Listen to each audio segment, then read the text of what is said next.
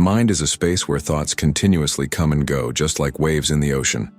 It is always moving, never still, constantly remembering, analyzing, imagining, and reacting. The mind is made up of all our experiences, memories, knowledge, beliefs, and conditioning from childhood until now. Every thought comes from the past. It is a response to what we already know.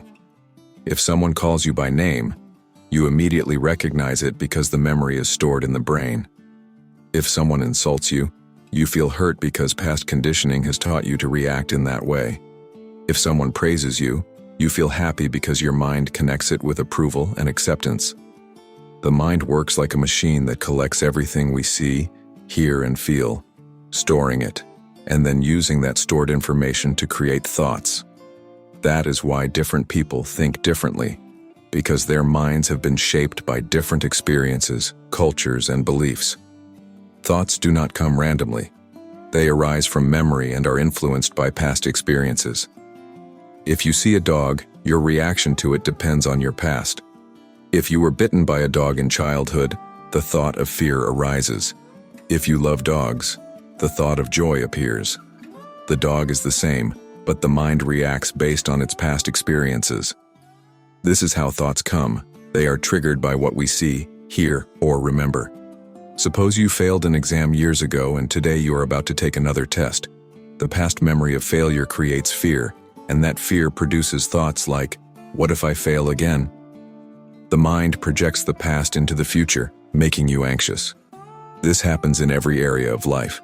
If someone hurt you in a relationship, the mind remembers that pain and creates fear of being hurt again. If you succeeded in something, the mind creates expectations of repeating that success, and if things do not go as expected, disappointment follows. The mind is always comparing, judging, and analyzing. If you see someone wealthier than you, the thought of comparison arises, and with it comes jealousy or admiration. If someone praises you, the mind stores it as a pleasant memory, and you seek more praise in the future. If someone criticizes you, the mind resists it and you feel hurt. Thoughts are like echoes of past experiences, repeating themselves in different ways. If you have ever been embarrassed in public, even years later, the memory of that embarrassment can suddenly come back, and you relive the same feeling. The mind does not live in the present. It constantly moves between past and future. It holds on to memories, good or bad, and from those memories, new thoughts arise. This is why the mind is restless, always running, never truly silent. We think we control our thoughts, but in reality, thoughts arise on their own. Just sit quietly and watch. Thoughts will come without effort. You remember something from childhood, or suddenly a song starts playing in your head. A thought about work appears, then a thought about what to eat, then a random memory from years ago. This constant movement happens because the mind is conditioned, like a machine that keeps running on stored data. Just like a clock ticks continuously, the mind produces thoughts non-stop. And because thoughts create emotions, they affect how we feel. A happy memory brings joy. A sad memory brings sorrow. An anxious thought creates fear. The mind controls our feelings because every emotion is tied to a thought. If you think about a past insult, anger rises. If you think about losing someone, sadness comes. If you think about an uncertain future, anxiety grows. But the thoughts themselves come from the past, from memory, and yet they shape our present emotions. Most of the time, we are unaware of our thoughts. They run in the background, influencing our actions, choices, and moods without us noticing. Suppose you see someone wearing an expensive watch. Without realizing it, a thought arises. I wish I had that. This leads to another thought. Why can't I afford it? And another. Life is unfair. Within seconds, a simple observation turns into dissatisfaction. This happens all the time. Someone makes a small remark and we overthink it for hours. A slight mistake at work and the mind keeps replaying it, making us feel guilty or worried. A single thought can create an entire mood for the day. The mind keeps us trapped in this cycle of reaction, thought, emotion, and more thoughts. Understanding this process is important because unless we see how the mind works, we remain its slaves. If we believe every thought, we suffer. If the mind says, "You are not good enough," and we believe it, we feel inferior. If the mind says, "You will fail," and we accept it, fear paralyzes us. But if we start watching the mind, observing how thoughts arise from past experiences, we begin to see that they are not absolute truth. A thought is just a thought. It has no power unless we give it power. Suppose a negative thought arises, "I am not capable." If you simply observe it without reacting, it loses its strength. But if you engage with it, argue with it, or try to push it away, it grows stronger. The more attention you give a thought, the more power it has. People often struggle with overthinking, but overthinking happens because we do not see thoughts as they arise. When a thought comes, instead of watching it, we get lost in it. Suppose you remember a past mistake. Instead of seeing it as a memory, you start analyzing it. "I should have done this instead. What if people still judge me? Will this mistake affect my future?" One thought leads to another, and soon the mind is caught in a storm of regret. But if you simply see the first thought as it appears and let it go, it does not multiply. This is why awareness is key. When you observe the mind without interfering, without judging, without resisting, you start seeing its patterns. You see that thoughts come and go on their own. You see that you are not your thoughts, you are the observer of thoughts. Just like the sky remains untouched by passing clouds, your awareness remains untouched by passing thoughts. The problem is that we identify with our thoughts. If a thought says, "I am a failure," we believe it and feel miserable. But who is thinking this thought? It is just the conditioned mind, repeating something from the past. If we stop identifying with thoughts, they lose their grip. Suppose you are walking and suddenly remember a painful childhood experience. Normally, the mind immediately engages. "Why did this happen to me? I still feel hurt. I wish things had been different." The moment you engage, suffering begins. But if you just observe, a memory has appeared, without judgment, without adding more thoughts. It passes like a cloud in the sky. Freedom from thoughts does not mean stopping thoughts, it means no longer being controlled by them. The mind will always think. That is its nature. But we do not have to follow every thought. Imagine sitting by a river. You see leaves floating by. If you try to stop them, they pile up and create resistance. But if you let them flow, they pass effortlessly. The same applies to thoughts. If you resist them, they persist.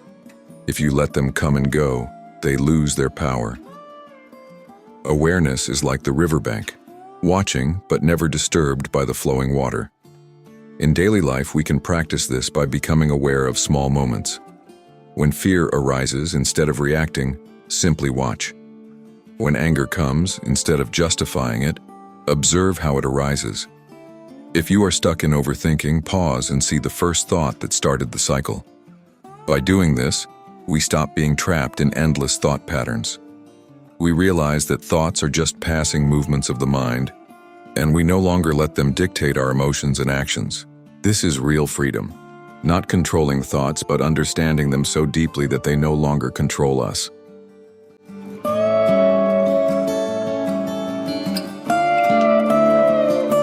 Emotions like fear, jealousy, regret, anger, depression, and anxiety do not arise on their own.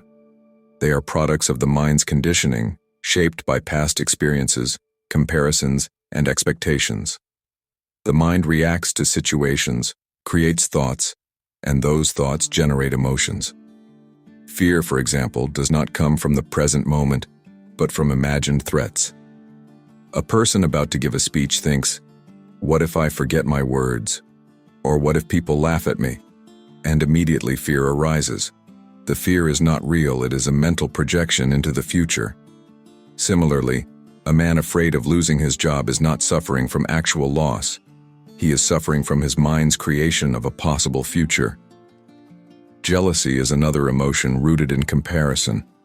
When you see someone with more success, a better relationship, or greater wealth, the thought arises, "I wish I had that." This thought creates a sense of lack, and that feeling is jealousy.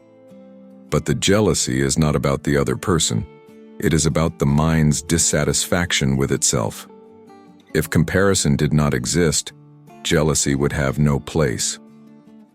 A woman who sees her partner talking to someone else may feel jealous, not because of the conversation, but because of her fear of losing love.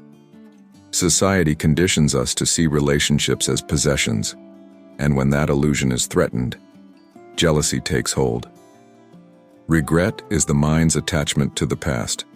A person who made a mistake years ago may still feel regret, replaying the event over and over, as if thinking about it will change what has already happened.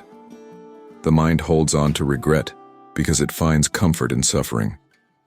People believe that regret is necessary for growth, but true learning happens not by dwelling on the past, but by seeing the mistake, understanding it, and moving forward. Anger arises when reality does not match expectations. A man stuck in traffic gets angry because he wants to reach his destination faster. A woman arguing with her family feels anger because she wants them to see things her way. But if you observe anger carefully, you will see that it is not about the situation itself. It is about resistance to what is.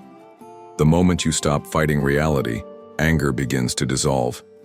Depression is when the mind becomes trapped in sadness, believing there is no hope. A person who loses their job, experiences heartbreak, or fails at something may not be suffering from the event itself, but from the thoughts surrounding it. Thoughts like, I am not good enough or my life is over. Depression is not just sadness, it is a deep withdrawal from life, a shutting down of the mind's ability to see possibilities. But if depression is created by thought, it can also be undone by questioning those thoughts. Anxiety is another form of suffering, rooted in obsession with the future. A student before an exam, a worker before a meeting, or a parent waiting for their child to return home, all feel anxiety because their minds are creating endless what-if scenarios. Anxiety is fear stretched over time, a restless need for control over what cannot be controlled. Society reinforces this anxiety by making people believe they must always achieve more, be more, and prove themselves. But if we observe how anxiety is created, not by actual events, but by our thoughts about them, we can begin to free ourselves. All emotions, fear, jealousy, regret, anger, depression, and anxiety, come from the way the mind interprets life. If we look closely, we see they are not natural. They are learned responses shaped by memory, conditioning, and belief. A baby is not born with fear, jealousy, or regret. These emotions grow as we grow. But if they are created, they can also be dissolved. The key is awareness. Instead of being controlled by emotions, we can observe them as they arise. The moment you watch an emotion without reacting, it loses its grip. Suppose someone insults you. If you immediately react with anger, the anger controls you. But if you simply watch the anger without labeling it as good or bad, it begins to disappear. The same applies to fear, jealousy, regret, depression, and anxiety. The more we resist emotions, the stronger they become. But when we stop feeding them with thought, they fade away naturally. Imagine someone drowning in regret over a lost friendship. Instead of punishing themselves, if they simply observe the regret, they will see it is just memory keeping pain alive. If they stop feeding the thought, the regret will dissolve. Or take someone suffering from anxiety about the future. If they stop trying to predict what will happen and return to the present moment, they will realize that right now nothing is actually wrong. This is the power of awareness. It does not fight emotions. It dissolves them through understanding. Emotions are like passing clouds. They come and go, but they do not change the sky. You are the sky, vast, open, untouched by temporary storms. The more you observe emotions without reacting, the freer you become from their control. Observing the mind is not about forcing it to be silent or trying to control thoughts. It is about looking at it with complete attention, without judgment, without trying to push anything away or hold on to anything. The mind is always filled with endless movement, like waves in the ocean, constantly bringing up thoughts, memories, fears, and desires. The more we fight these thoughts, the stronger they become. Instead of controlling them, we must learn to watch them as they arise and pass away. Imagine sitting by the side of a river watching the water flow. You do not try to stop the river. You do not jump in and try to change its direction. You simply watch. In the same way, when we observe our mind, we see thoughts coming and going and we do not get caught in them. Most of the time, we react immediately to every thought and feeling, but if we just watch them without reacting, we start to understand their nature. Thoughts lose their power over us when we stop identifying with them. If you feel anger, do not say, "I am angry." Instead, simply notice, there is anger. This small change creates space between you and the emotion, allowing it to fade naturally. Memories of the past often create suffering because we cling to them. Some memories bring pleasure, and we wish to relive them, while others bring pain, and we try to push them away. Both actions keep us trapped in the past. Imagine carrying a heavy bag everywhere you go. It weighs you down, making it difficult to walk freely. The past is like that heavy bag. If you carry it every day, you suffer. But if you simply acknowledge that the bag exists without carrying it, you feel light. Letting go of the past does not mean forgetting what happened, but seeing it as something that is no longer part of your present reality. A person who has been hurt in a relationship may keep replaying painful memories, blaming themselves or others.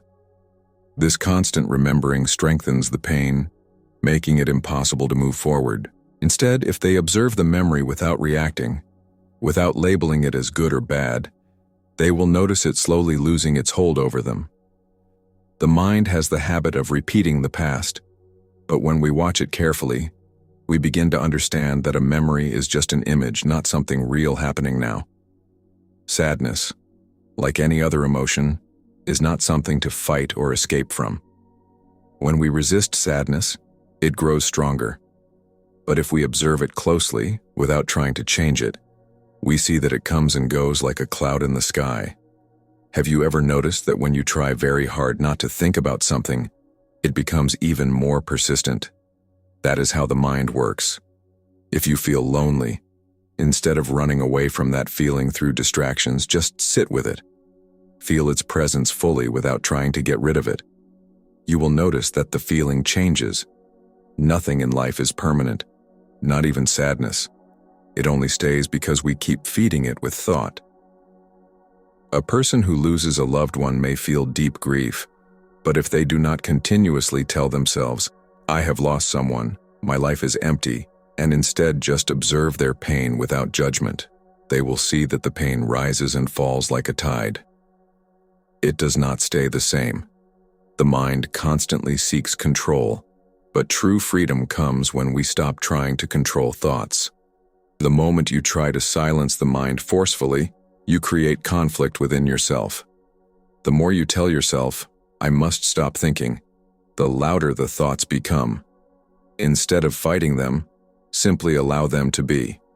Watch them without reacting. If a thought about the past comes, let it come, but do not follow it.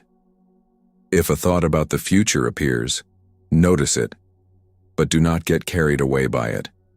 It is like watching birds in the sky. They come, they go, but you do not chase them. This simple observation leads to a quiet mind naturally, without effort. A peaceful mind is not one that is empty, but one that is free from attachment to thoughts. When thoughts come, they do not disturb you because you are no longer identifying with them.